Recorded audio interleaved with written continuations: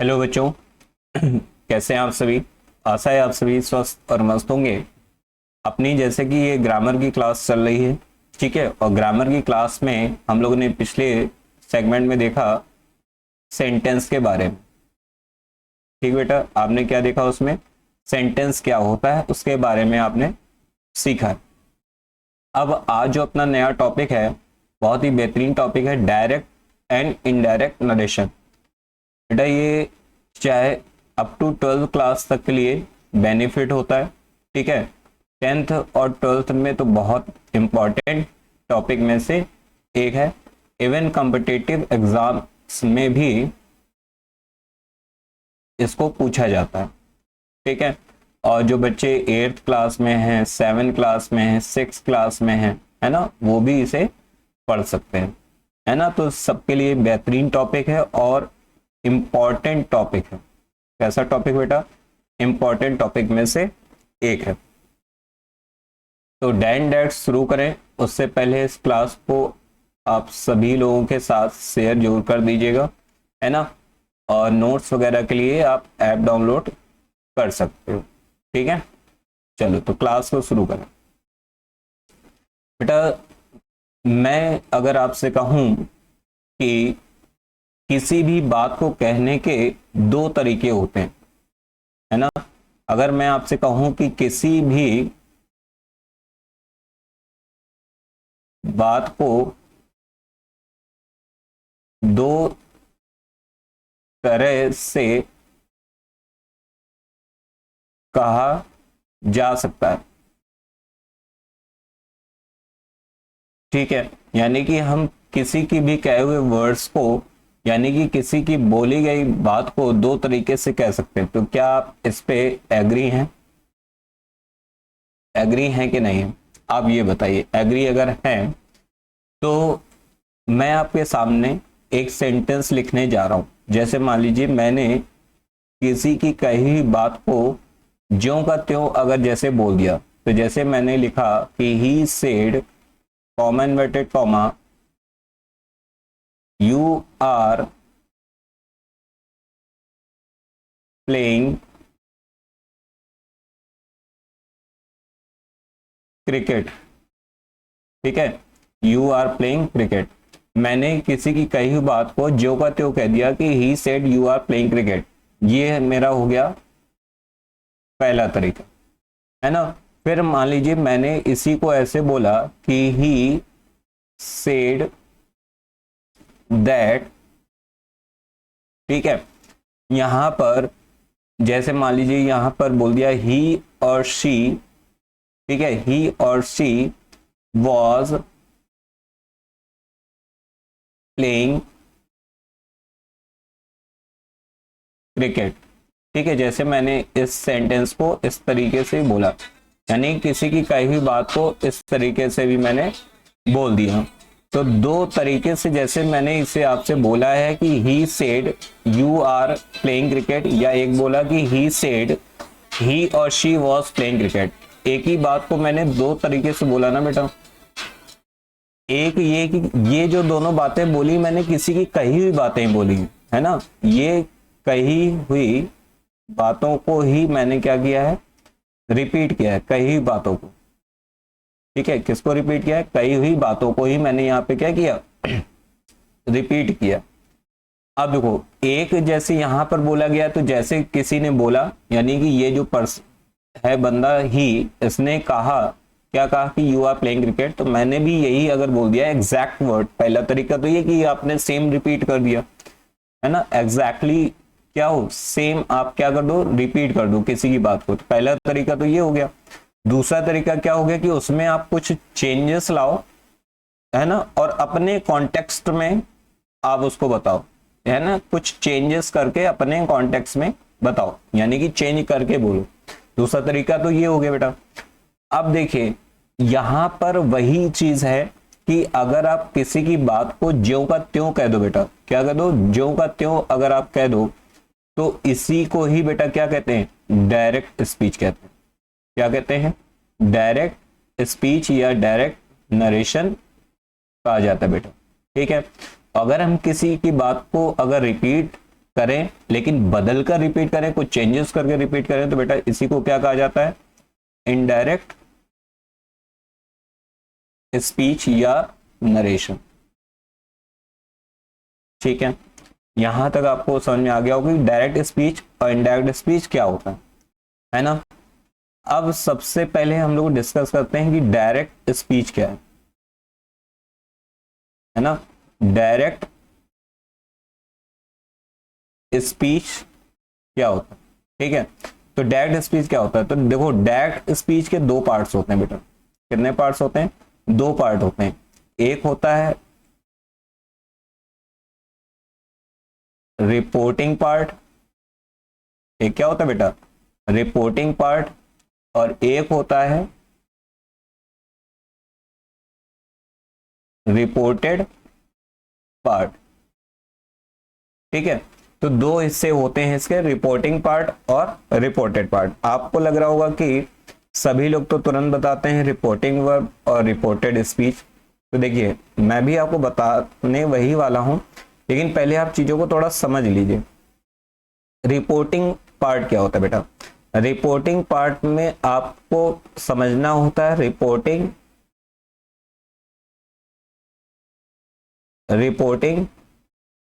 Verb को। Reporting part में जो इंक्लूड है वो आपका क्या इंक्लूड है, रिपोर्टिंग वर्ब। और रिपोर्टेड पार्ट में जो इंक्लूड है बेटा वो आपका क्या इंक्लूड है, रिपोर्टेड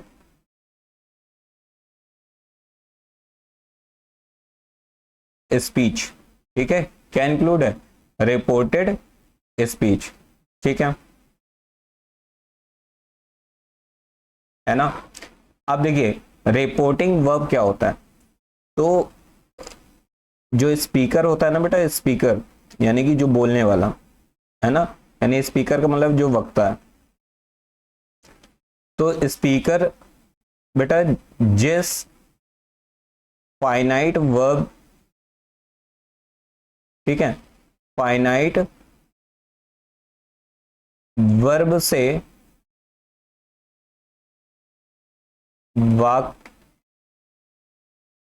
वाक्य को कहना शुरू करता है। ठीक है, शुरू करता है, ठीक है, उसे रिपोर्टिंग वर्ब कहते हैं। क्या कहते हैं बेटा, रिपोर्टिंग वर्ब कहते हैं। ठीक है, और यहां पर क्या है,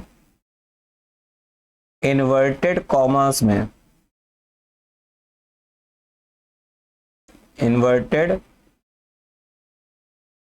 कॉमास में, है ना, इन्वर्टेड कॉमा में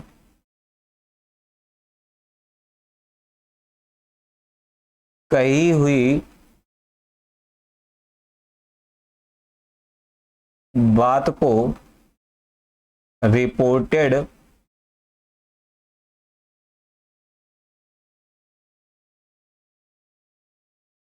स्पीच कहते हैं।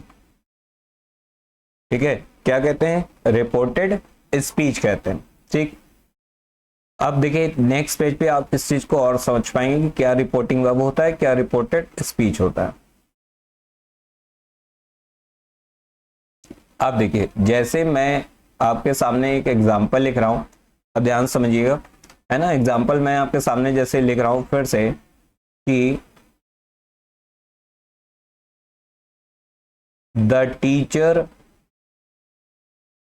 Said, comma inverted comma, I am reading book, full stop inverted comma close. जैसे टीचर ने कहा कि आई एम रीडिंग बुक, मैं किताब पढ़ रहा हूं, है ना। अब देखो यहां समझो, ध्यान समझो। अब यहां पे बेटा स्पीकर कौन है, बोलने वाला कौन है, टीचर है। ठीक है, और यहाँ पे ये जो सेड है ये क्या है, फाइनाइट वर्ब है, यही क्या है, फाइनाइट वर्ब है। और इसी फाइनाइट वर्ब की हेल्प से ये अपने जो वर्डिंग है उसको कहना शुरू कर रहा है, ठीक है। तो इसीलिए यहाँ पर ये जो सेड है यही वो रिपोर्टिंग वर्ब है बेटा, यही क्या है, रिपोर्टिंग वर्ब। तो पूरा का पूरा सेक्शन रिपोर्टिंग वर्ब नहीं है, सिर्फ ये फाइनाइट वर्ब जिसकी हेल्प से स्टार्ट कर रहा है that is called reporting verb, ठीक है। इतनी बात आप समझ गए होंगे। अब आगे चलते हैं। देखो बेटा यहाँ पे जैसे इन्वर्टेड कॉमास के भीतर देखिए, है ना, मैं जिसको अंडरलाइन कर रहा हूं, है ना, इन्वर्टेड कॉमास के भीतर ये सेंटेंस लिखा हुआ है। इस सेंटेंस को कहा किसने बेटा, इस टीचर ने। किसने कहा, टीचर ने। तो दैट्स वाई ये जो पोर्शन होता है जो इन्वर्टेड कॉमा के भीतर लिखा हुआ है that is called reported speech. ये क्या है बेटा, रिपोर्टेड स्पीच है, ठीक है। ये क्या हुआ, रिपोर्टेड स्पीच। तो आप समझ गए कि जो डायरेक्ट स्पीच होता है उसके दो हिस्से होते हैं, एक रिपोर्टिंग वर्ब और रिपोर्टेड स्पीच। रिपोर्टिंग वर्ब क्या है, रिपोर्टेड स्पीच क्या है, आप अब समझ में आपको आ रहा होगा, ठीक है। अब इसके बाद अगर चलें इनडायरेक्ट की तरफ, है ना, डायरेक्ट से इनडायरेक्ट की तरफ, ये तो आप डायरेक्ट नरेशन पहचानना सीख गए।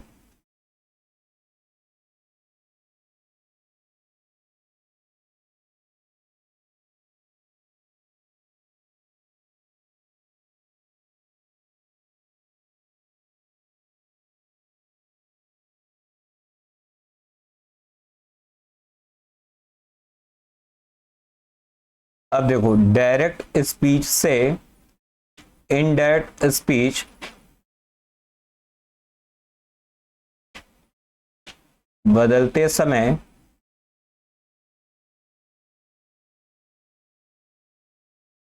ध्यान क्या रखें, है ना, कुछ चीजें हैं जो ध्यान रखनी पड़ेंगी आपको। तो पहली चीज तो ये है कि इन्वर्टेड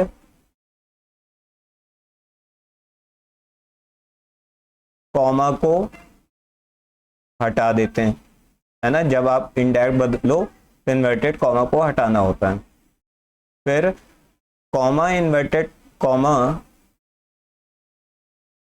ठीक है, ये जो कॉमा इन्वर्टेड कॉमा लिखा है ना, इसको क्या पढ़ोगे आप, कॉमा इन्वर्टेड कॉमा।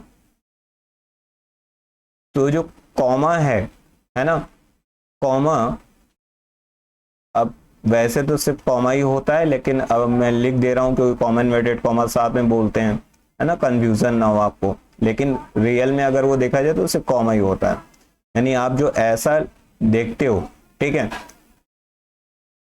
के स्थान पर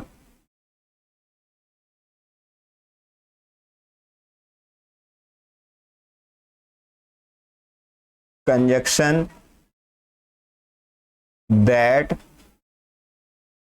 इफ या वेदर, ठीक है, या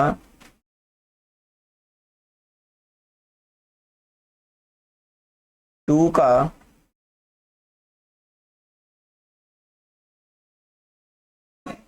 प्रयोग करते हैं, ठीक है।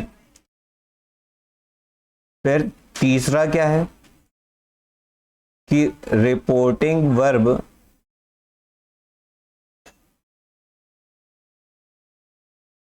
चाहे वो से हो या सेज हो, चाहे वो से टू हो, चाहे वो सेज टू हो, है ना, चाहे वो सेड हो या वो सेड टू हो, चाहे वो विल से हो, चाहे वो सेल से हो, ठीक है, को रिपोर्टेड स्पीच के अनुसार बदलते हैं, है ना। लेकिन ध्यान रखना है, यदि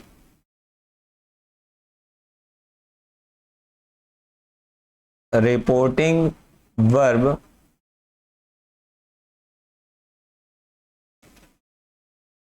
प्रेजेंट या फ्यूचर में हो तो रिपोर्टेड स्पीच नहीं बदलते हैं। रिपोर्टेड स्पीच का मतलब समझ रहे हो ना, रिपोर्टेड स्पीच का टेंस नहीं बदला जाता। रिपोर्टेड स्पीच का क्या नहीं बदलते हैं, टेंस नहीं बदलते हैं। तो ये बेटा आपको तीन बातें याद रखनी है ना, कि इन्वर्टेड कॉमा को हटाना पड़ता है, कॉमा इन्वर्टेड कॉमा की जगह लेकर आना पड़ता है, और रिपोर्टिंग वर्ब को बदलना पड़ता है। तो ये तीन चीजें याद रखनी है, ठीक है। अब चलते हैं आगे। अब यहां से अपने शुरू होंगे रूल्स, है ना। अब यहां से अपने क्या शुरू होंगे, रूल शुरू होंगे। पहला रूल जो है वो पर्सन, पर्सन का मतलब चाहे वो फर्स्ट पर्सन हो, सेकंड पर्सन हो, है ना, चाहे वो क्या हो, थर्ड पर्सन हो। तो पर्सन संबंधी जो बेटा चेंजेस हैं, है ना, वो कैसे करोगे। अब पर्सन संबंधी चेंजेस मैंने यहाँ क्यों लिखा है, यहाँ जो मैं आपको बताने वाला हूँ वो पर्सन्स में अगर बेसिकली देखा जाए, ठीक है, तो वो देखा जाए तो वो बेसिकली होता प्रोनाउंस के लिए ही, है ना, कि प्रोनाउन अगर वहां पर है फर्स्ट सेकंड थर्ड पर्सन का तो उसको कैसे बदलोगे, और कहाँ पे होगा इसको बेटा, कहाँ से देखना होगा, रिपोर्टेड स्पीच से। कहाँ से देखना होगा, रिपोर्टेड स्पीच से। तो मैं ब्रैकेट में लिखे दे रहा हूं, आप थोड़ा सा ध्यान दीजिएगा कि पर्सन संबंधी जो चेंजेस हैं वो रिपोर्टेड स्पीच वाले हैं। कैसे कैसे चेंज होंगे, रिपोर्टिंग वर्ब में चेंजेस नहीं होते हैं बेटा, ठीक है, रिपोर्टिंग वर्ब में ये चेंजेस नहीं होते हैं। तो पर्सन संबंधी चेंजेस में देखिए, अगर हम लोग यहां से ध्यान दें, है ना, तो मैं आपके सामने कुछ बॉक्सेस बनाने वाला हूं, ठीक है, आप थोड़ा उस पर ध्यान दीजिएगा, बहुत अच्छे से हम लोग पढ़ते हैं, है ना। जैसे मैंने यहाँ पर कुछ बॉक्सेस बनाए, ठीक,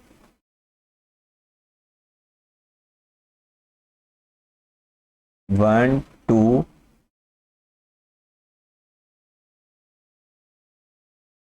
3, ठीक है। फिर यहाँ भी कुछ बॉक्सेस बना लिए, 1 2 एंड 3, ठीक बेटा, ये मैंने कुछ बॉक्सेस बनाए। अब उसके बाद देखिए हम लोग लाइन भी एक ड्रॉ कर लेते हैं, है ना, लाइन ड्रॉ कर लेते हैं,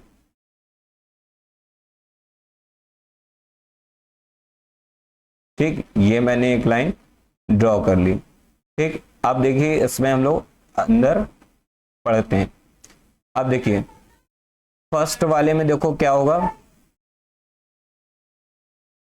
एक मिनट मैं थोड़ा सा इसको सही से लिखता हूं, है ना। फर्स्ट वाले में देखिए आपका क्या है, एस, एस फॉर सब्जेक्ट, ठीक है। सेकंड में क्या है, ओ, ओ फॉर ऑब्जेक्ट, ठीक है। थर्ड में क्या है, एन, ये मैनिमोनिक्स आपको याद रखना है, ठीक है, जो मैं लिख रहा हूं इसका फुल फॉर्म क्या नीचे लिख दे रहा हूं। एन का मीन्स होता है बेटा नो चेंज। अब यहां पे याद रखना है 1 2 एंड 3, है ना, ये है बेटा फर्स्ट पर्सन, सेकंड पर्सन, और ये आपका क्या है, 3 का मीन्स क्या है, थर्ड पर्सन। अब देखिए यहां से हम लोग चलते हैं आगे।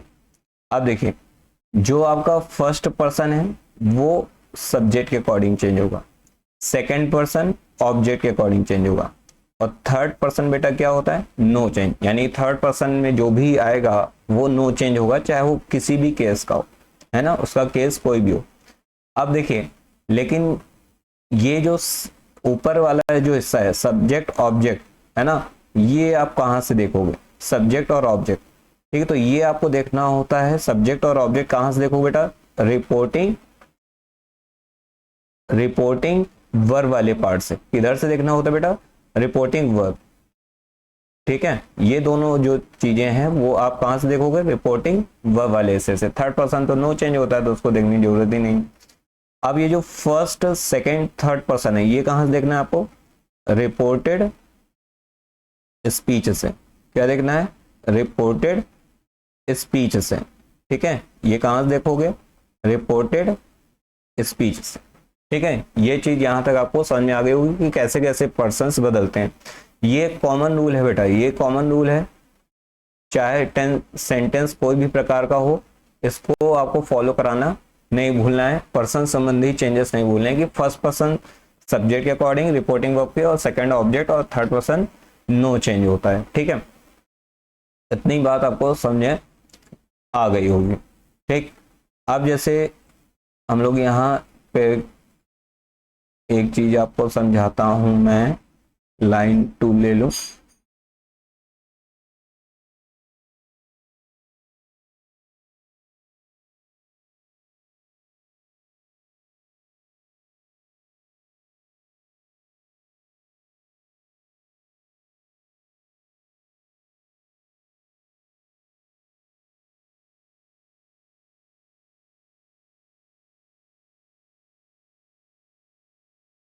मैं आपके सामने एक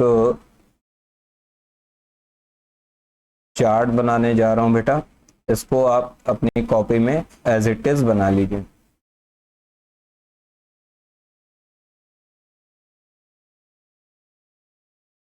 ठीक है,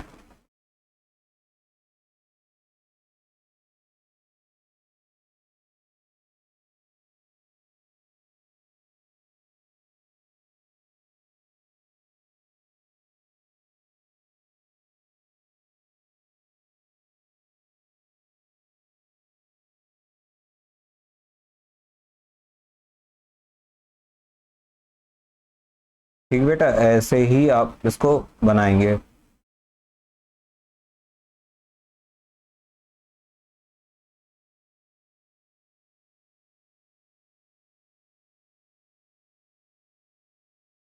ठीक है, ऐसे ही आप इसको बना लेंगे। अब देखिए, इस पे हम लोग चलते हैं आगे, अपन को पढ़ना है क्या। अब देखो बेटा, यहां पर क्या होगा, मैं केस और पर्सन को डिस्कस करूंगा। जैसे यहां पर हमारा क्या होगा, फर्स्ट पर्सन, यहां पे क्या होगा, एक मिनट, यहां पर हमारा जो होगा वो क्या होगा, सेकंड पर्सन, और यहां पे हमारा क्या होगा बेटा, थर्ड पर्सन। ये प्रोनाउन चार्ट है, मैं आपको बता दे रहा हूं कि कैसे आप फर्स्ट सेकंड थर्ड पर्सन को पहचान पाओ, ठीक है। खैर ये मसला प्रोनाउन का है, लेकिन मैं बता दे रहा हूं। यहां पर देखो बेटा, ये क्या होगा, सब्जेक्टिव केस, ठीक है, ये क्या होगा,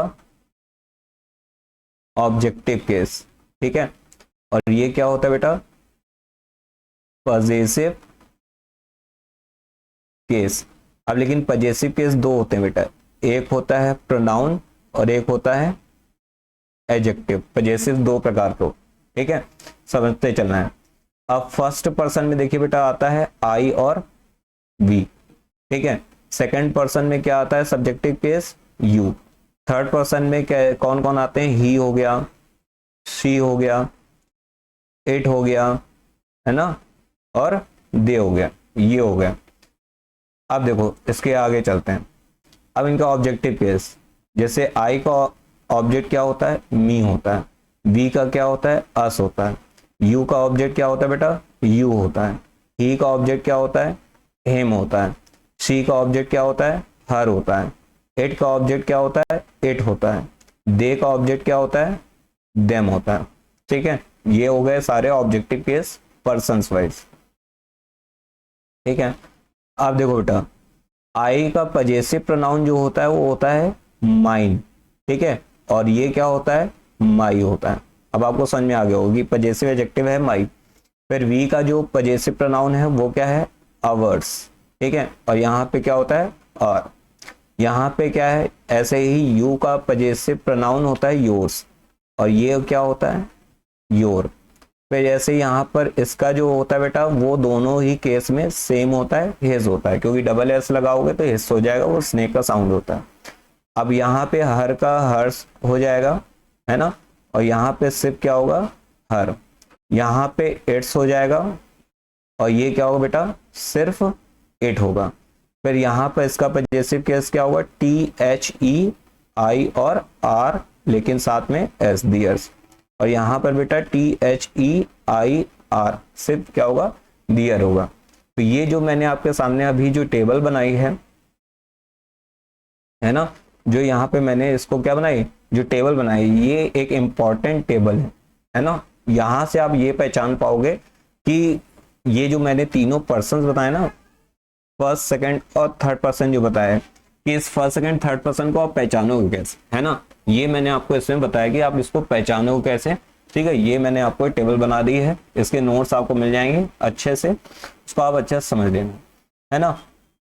अब उसके बाद नेक्स्ट पेज पे चलते हैं। अब आपको एक चीज, इंपॉर्टेंट चीज इसमें जो ध्यान देनी है वो ये देनी है ना, ठीक है। पहली चीज तो ये है कि रिपोर्टेड स्पीच,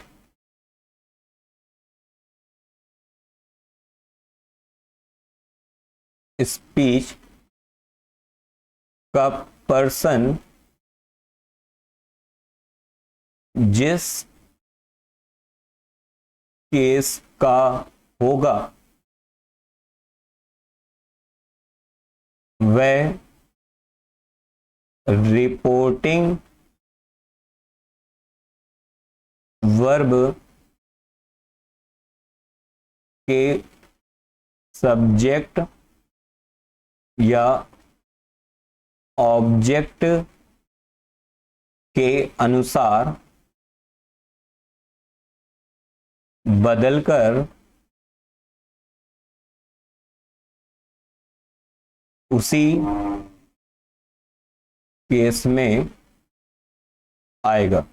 बहुत इंपॉर्टेंट चीज मैंने आपको बताई है कि जिस केस में होगा उसी केस में बदल के आएगा, ठीक है। इस चीज को थोड़ा सा ध्यान रखिएगा। ये तो हो गए आपके पर्सन संबंधी चेंजेस हो गए। ये एक यूनिवर्सल रूल होता है और इसको आप ऐसे शॉर्टकट में याद रख सकते हैं, सन अपॉन में 1 2 3।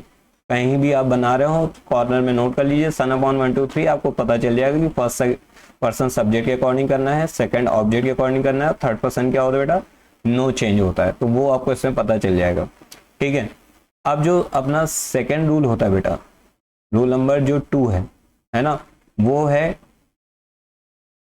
टेंस संबंधी, है ना, टेंस संबंधी नियम। जो अपना अगला है वो क्या है, टेंस संबंधी क्या है, नियम है, ठीक है। तो इसमें मैं रूल नंबर 1 में आपके साथ डिस्कस करने जा रहा हूं रूल नंबर 2 पार्ट ए, ठीक है।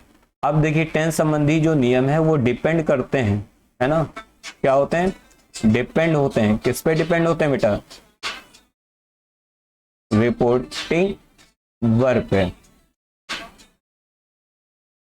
ठीक है। किस पे डिपेंड होते हैं बेटा, रिपोर्टिंग वर्ब पे डिपेंड होते हैं। टेंस संबंधी जो नियम होते हैं वो किस पे डिपेंड करते हैं, रिपोर्टिंग वर्ब पे। कि रिपोर्टिंग वर्ब कैसी है, रिपोर्टिंग वर्ब किस में है, पास्ट में है, रिपोर्टिंग वर्ब किस में है, प्रेजेंट में है ना, रिपोर्टिंग वर्ब कैसे फ्यूचर में है, इस पे डिपेंड करता है कि वो टेंस बदलेगा कैसे बदलेगा। तो हम लोग आज डिस्कस करने वाले हैं कि यदि रिपोर्टिंग वर्ब, यदि रिपोर्टिंग वर्ब किसमें हो बेटा, प्रेजेंट टेंस में या फ्यूचर टेंस में, है ना, प्रेजेंट टेंस में या फ्यूचर टेंस में। अब देखो आप इसको पहचानो कैसे, हमेशा के लिए समस्या दूर किए देते हैं आपकी।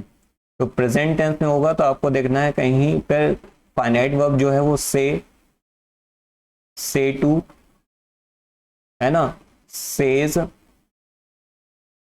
और सेज टू तो नहीं है, है ना। अगर फ्यूचर में है तो आपको देखना है कहीं विल से या सेल से लिखा हुआ तो नहीं बेटा, है ना। इस हिसाब से आप पहचानोगे कि वो रिपोर्टिंग ऑफ प्रेजेंट में है कि फ्यूचर में।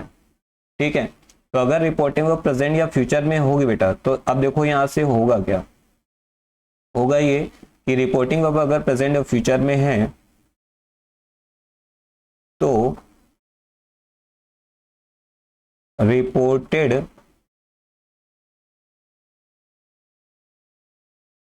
स्पीच का टेंस नहीं बदलता। रिपोर्टेड स्पीच का क्या होगा, टेंस नहीं बदलता है। तो रिपोर्टेड स्पीच का आपको बेटा क्या करना है, टेंस नहीं बदलना है। क्या करना है, टेंस नहीं बदलना है। ठीक, अब देखिए जैसे मान लीजिए एग्जाम्पल के तौर पे, ठीक है, जैसे यहां पर मैंने लिखा कि Ramesh says comma inverted comma you are going to Chennai, है ना। जैसे मान लीजिए ये लिखा है, तो अब यहां पे देखो ये जो सेज लिखा हुआ है, सेज, है ना, बात को समझें, है ना। ये जो सेज लिखा हुआ है, ये जो सेज है ये इंडिकेट कर रहा है कि रिपोर्टिंग ऑफ किस टेंस में है बेटा, प्रेजेंट में। ठीक है, तो रिपोर्टेड स्पीच का जो टेंस है बेटा, ये टेंस, ये पता चल रहा है कि ये किस में है बेटा, प्रेजेंट कॉन्टिन्यूअस में, प्रेजेंट कॉन्टिन्यूअस टेंस। तो हमारा ये टेंस नहीं बदलेगा, सेंटेंस ये इंडायरेक्ट बनने के बाद भी हमें टेंस बदलना नहीं है ना। अब देखो हम लोग नहीं बदलेंगे तो करेंगे क्या,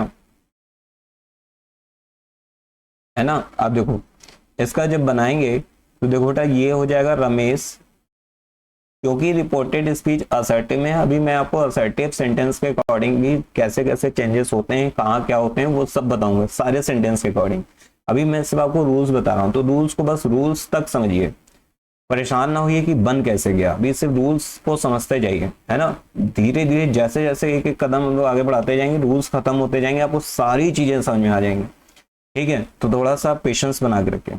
अभी फिलहाल के लिए मैं बता दूं कि रिपोर्टेड जो स्पीच है उसका सेंटेंस असर्टिव है, और असर्टिव सेंटेंस के केस में सेज में ही बदलता है। ठीक है, मैं यहाँ पे आपको बता ही देता हूँ, चलो, है ना। असर्टिव सेंटेंस जो होता है बेटा, है ना, असर्टिव सेंटेंस, आप सेंटेंस नहीं जानते हैं तो सेंटेंस वाला चैप्टर जरूर देखें, उसमें मैंने टाइप ऑफ सेंटेंस सारे बताए। तो असर्टिव सेंटेंस जब होता है तो बेटा से और सेज जो है वो इनडायरेक्ट स्पीच में भी से और सेज में ही चेंज हो जाते हैं। ठीक है, इसी तरीके से विल से और जो सेल से है बेटा वो भी किस में चेंज हो जाता है, विल से और सेल से में। इसमें कोई ज्यादा चेंजेस नहीं आते हैं, वही चेंज हो जाता है। लेकिन मान लीजिए यहीं पर अगर से टू होता तो टेल हो जाता, है ना, और अगर सेज टू होता तो टेल्स हो जाता। और लेकिन सेड जो होता है बेटा वो किस में होता है, सेड में ही रहता है फॉर असर्टिव, और जो सेड टू होता है बेटा वो टोल्ड में चेंज हो जाता है। ये सिर्फ मैंने आपको बताया है जो, वो सिर्फ और सिर्फ असर्टिव सेंटेंस के लिए ही बताया है, ध्यान रखिएगा। ये ऊपर जो लिखा है, नीचे जो लिखा है ना, रिपोर्टिंग वर्ब कैसे बदलते हैं, या मैंने यहीं पर आपको बता दिया, है ना। फिलहाल मैं इसको अलग से बताऊंगा तो बच्चे परेशान ना हो। अब देखो बेटा ये जो कॉमा इन्वर्टेड कॉमा है, इसकी जगह यहाँ पे क्या आएगा, तो इसकी जगह बेटा यहाँ पे क्या आएगा, दैट आएगा। क्या आएगा, दैट आएगा। फिर इसके बाद देखो यू कौन सा पर्सन है बेटा, सेकंड पर्सन। अब ये तो आपको पता है सेकंड पर्सन किसके अकॉर्डिंग चेंज होगा, ऑब्जेक्ट। ऑब्जेक्ट अब दिया नहीं, जब आपको ऑब्जेक्ट ना दिया हो, है ना, यहां मैं ऊपर लिख दे रहा हूं, जब रिपोर्टिंग वर्ब में ऑब्जेक्ट ना हो तो वहां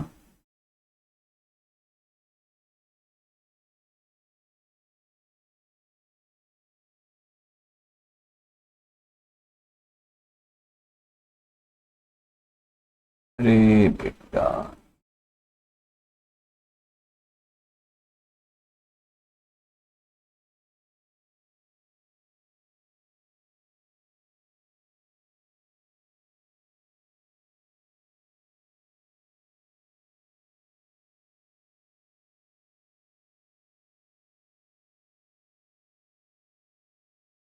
1 मिनट बेटा, 1 सेकेंड, ये ऊपर आ गया है। देखो मैं यहाँ बगल में लिख दे रहा हूँ, ठीक है। अगर ना दिया हो तो वहां पे बेटा आप क्या करोगे, उस जगह पर क्या मान लोगे बेटा, उस जगह पर आप वहां पर क्या लेट कर लेना। हाँ देखो, ना हो तो आप वहां पे क्या लेट कर लोगे, या तो वहां पर हिम लेट कर लेना, या वहां पे हर लेट कर लेना, या वहां पे मी लेट कर लेना, ठीक है। जो आपको लगे सही उसको आप वहां लेट कर सकते हो, आप फ्री हो वहां पे, है ना। तो यू को अगर मैंने मान लो यहाँ पर हिम से लेट किया, है ना, हिम से, ठीक है, तो यहाँ पे बदल कर क्या आएगा बेटा, ही आएगा। लेकिन अगर मान लो यहाँ पर हर लेट क्या होता तो क्या होता, सी होता। तो ही और सी के अकॉर्डिंग यहाँ पे क्या होता है बेटा, इज आना चाहिए ना। प्रेजेंट कॉन्टिन्यूअस में आर की जगह क्या लगता है, इज लगता है ना। और ये क्या हो जाएगा, गोइंग टू चेन्नई। तो अब आप लोग ये मत सोचिएगा कि ये जो इज बदल गया है तो इसका मतलब टेंस बदल गया, नहीं। प्रेजेंट कॉन्टिन्यूअस टेंस की हेल्पिंग वर्ब बेटा होती है इज, एम, आर, ठीक है। तो अब सब्जेक्ट के अकॉर्डिंग ही तो बदल कर आएगी, ही और शी के अकॉर्डिंग इज हो गया। अगर मान लीजिए हम यहाँ मी को लेट करते तो आई के अकॉर्डिंग क्या हो जाता, एम हो जाता, और फिर पूरा सेम हो जाता, क्या होता, गोइंग टू चेन्नई हो जाता, ठीक है। आरी बात समझे। और बाकी ये पूरा क्या होता, यहाँ तक सेम होता। आई होता तो आई के अकॉर्डिंग क्या होता, एम होता, यू होता तो आर है। तो अब ये मत समझिएगा कि यहाँ पर क्या हो गई, वर्ब ही बदल गई, वर्ब नहीं बदली। बस ये ध्यान रखिएगा कि जब भी आपको रिपोर्टिंग वर्ब के साइड में ऑब्जेक्ट ना हो तो वहां हिम, हर या मी लेट कर लें, आराम से फिर उसको चेंज कर लें, ठीक है। तो ये मैंने आपको नियम बता दिया है। आज अपनी क्लास को यहीं तक रखते हैं। अगली क्लास जो शुरू होगी वो बहुत इंपॉर्टेंट क्लास है बेटा। वो रिपोर्टेड जो रिपोर्टिंग वर्ब है वो पास्ट में होगी, है ना। तो उसके अकॉर्डिंग हम लोग चेंजेस देखने वाले हैं। आज की क्लास यहीं तक रखते हैं। मैंने आपको पहला नियम बता दिया है टेंस संबंधी, है ना, कि प्रेजेंट टेंस या फ्यूचर टेंस में होता है तो रिपोर्टेड स्पीच का जो है वो क्या नहीं बदलता, टेंस बेटा नहीं बदलता है। बाकी सेंटेंस वाइज कैसे चेंजेस होते हैं वो मैं आपको बताऊंगा, ठीक है। फिलहाल जितने नियम आपने पढ़े हैं उसके अकॉर्डिंग आप प्रैक्टिस करने की कोशिश करें, है ना, प्रैक्टिस करने की कोशिश करें बेटा, ठीक है। और ऐप को डाउनलोड जरूर करें, क्योंकि यहाँ पर ये जो आपने जो भी पढ़ा है इसके जो नोट्स की पीडीएफ है बेटा वो आपको ऐप पर ही मिलेगी, है ना। तो वहां से जाकर आप ऐप को डाउनलोड कर लें, ठीक है, और वहां से आपको नोट्स मिल जाएंगे और रिकॉर्डेड ये क्लास भी वहां पड़ी रहेगी, ठीक है। क्योंकि मैं डिटेल आपको पढ़ा रहा हूँ, है ना, ऐसा पूरे यूट्यूब में कहीं नहीं पढ़ा होगा, आप पूरा ढूंढ लो जाके, कहीं नहीं पढ़ा होगा। तो यूट्यूब पे क्लास क्या है, हो सकता है कोई डिलीट करा दे, है ना, या कुछ भी हो जाए। तो इस चीज के लिए कि यूट्यूब पे कोई पूरा कंटेंट तो देता नहीं, है ना, रिस्ट्रिक्शंस होते हैं। तो आप ऐप को जो डाउनलोड कर लें, वहां से क्लास कुछ नहीं होने वाली, वहां आपको क्लास पूरी परमानेंट मिलती रहेगी बेटा, ठीक है। आई होप ये क्लास आपको समझ में आई होगी, और समझ में आई है तो कमेंट बॉक्स में लिख दें कि हाँ समझ में आ गया है। मैं फिर से लास्ट में वही कह रहा हूँ कि डैन डैट को पहली बार पढ़कर घबराए नहीं, जितने नियम होते जा रहे हैं उतना स्टेप बाय स्टेप चलते जाइए। जिस दिन ये चैप्टर पूरा रूल से खत्म होगा आपको सेंटेंस खटाखट बनाने आने लगेंगे, ये गारंटी मेरी है, ठीक है। तो चलिए आज इतना ही, अगली क्लास में हम लोग आगे देखेंगे। चलिए बेटा आज की क्लास में बस इतना ही, अगली क्लास में मिलते हैं, तब तक के लिए थैंक यू।